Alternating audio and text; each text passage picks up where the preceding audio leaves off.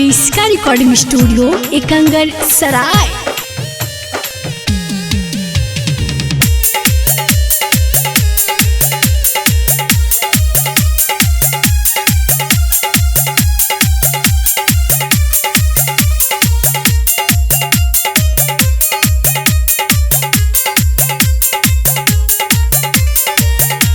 Presented by किसका films. माना माना लागो भौजी हमरा बिना जाने आके, माना माना लागो भौजी हमरा बिना जाने आके।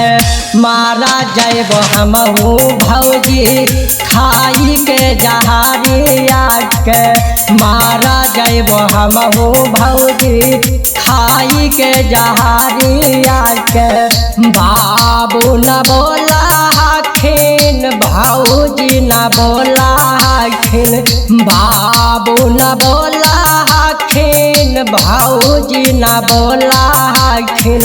मम्मा मम्मा कई बूढ़ा बूढ़ी का तो बोला थिन जे, मम्मा मम्मा बूढ़ा बूढ़ी मम्मा कौची बोला थिन जे।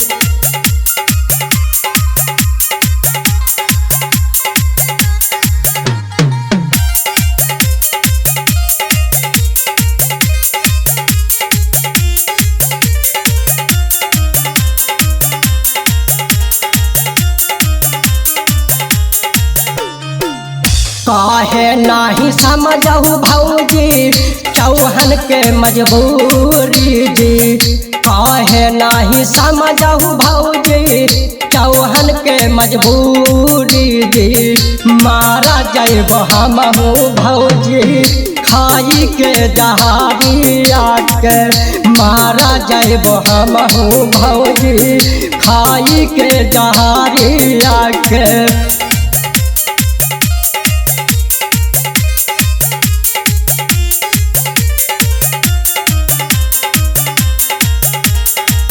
किसका रिकॉर्डिंग स्टूडियो एकंगर सराय। मारा दाई दरुआ पे वही लागी बोला हखिन, मारा दाई दरुआ पे वही लागी बोला हखिन।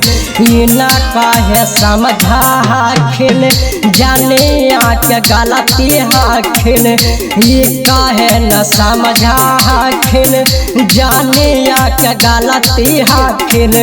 मारा दा के झोटा उखड़ के भाग के नहीं हारावा जे, मारा दा के झोटा उखड़ के भाग नहीं हारावा जे।